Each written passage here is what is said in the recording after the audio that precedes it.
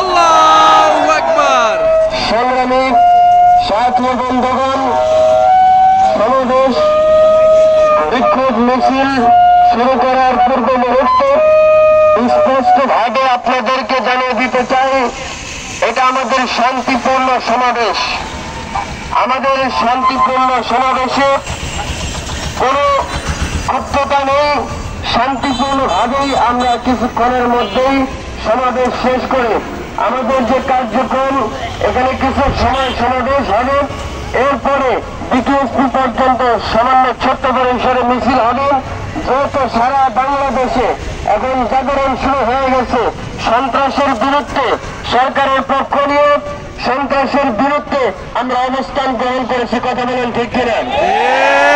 অত্যন্ত ব্যথা এবং ভারাক্রান্ত হৃদয় নিয়ে বলতে হচ্ছে, বাংলার জমিনে যেটা কখনো তামান্না করি নাই, আশা করি নাই, ওই দৃশ্যটাই আমাদেরকে দেখতে হচ্ছে। কথা বলেন ঠিক কিনা?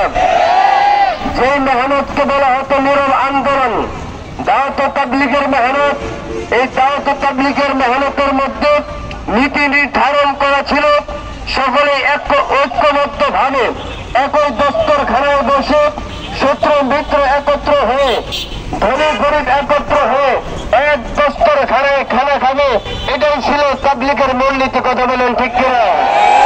কিন্তু আমরা দেখতে পাচ্ছি গভীর ভাবে চক্রান্ত হচ্ছে বাংলার জমিন থেকে। বাংলার জমিন শুধুমাত্র তাই নয়, বরং পুরো পৃথিবী থেকে ইসলামকে বিলুপ্ত করার জন্য সর্বোচ্চ কঠিন এবং গভীর চক্রান্ত শুরু হয়ে গেছে। কথা বলেন ঠিক কিনা? এই চক্রান্তের ফল আমরা বাংলার জমিনে দেখতে পাচ্ছি, বরং ভয়ঙ্কর ভাবে আমরা দেখতে পাচ্ছি। বাংলার জমিনে যেখানে দাওয়াত তাবলীগের মেহনত সবচাইতে মজবুত এবং গুরুত্ব সহকারে হতো, এমনকি বাংলার জমিনে দাওয়াত তাবলীগের মেহনত এতটাই গুরুত্বপূর্ণ যে বাংলাদেশে টঙ্গীর ময়দানে বিশ্ব ইজতেমা আল্লাহ তাআলা কবুল করে নিয়েছেন। কথা বলেন ঠিক কিনা?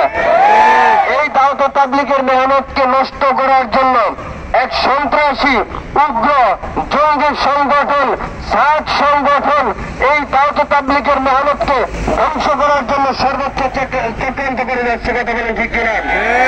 আমার সংগ্রামী সাথী বন্ধুগণ, বড় ব্যথা এবং ভারাক্রান্ত হৃদয় নিয়ে বলতে হচ্ছে, যেখানে টঙ্গীর ময়দান, যেখানে হাজারো লক্ষ কোটি কোটি মানুষের চোখের পানি এবং দোয়া এবং রোজারের মাধ্যমে সরাসরি আল্লাহর মদত নিয়ে, আল্লাহর সাহায্য নিয়ে পুরা পৃথিবীর মধ্যে দিনই কাজ আঞ্জাম দেওয়া হতো, সেই টঙ্গীর ময়দানে আমরা আলেম ওলামাদের লাশ দেখতে পেয়েছি। কথা বলেন ঠিক কিনা?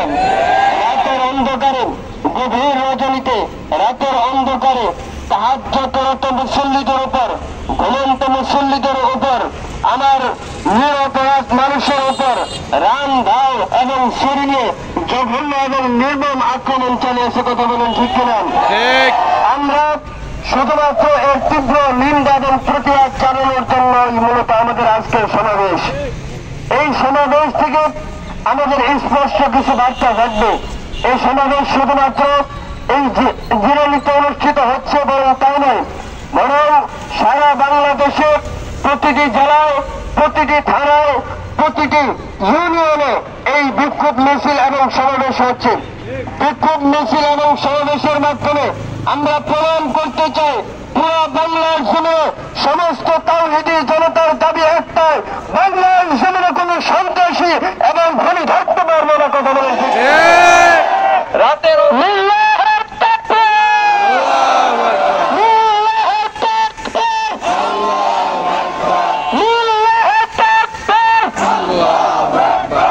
রাতের অন্ধকারে যারা নির্মম ভাবে আমার ভাইদেরকে শহীদ করে দিয়েছে, 4 জনকে শহীদ করা হয়েছে, 600 আম মুসলিম আলেম ওলামাদেরকে আহত করা হয়েছে, কারো হাত ভঙ্গ হয়েছে, কারো পা ভঙ্গ হয়েছে।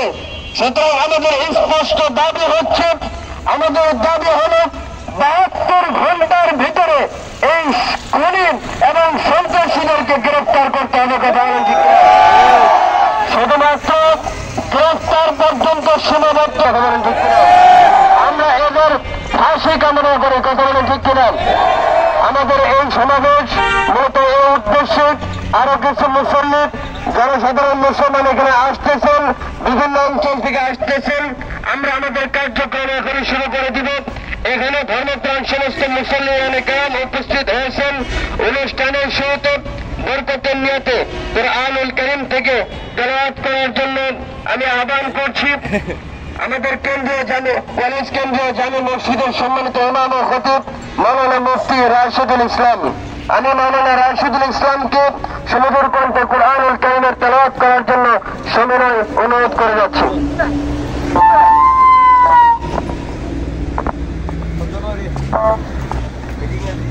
আসসালামু আলাইকুম ওয়া রাহমাতুল্লাহি ওয়া বারাকাতুহু। أعوذ بالله من الشيطان الرجيم. بسم الله الرحمن الرحيم.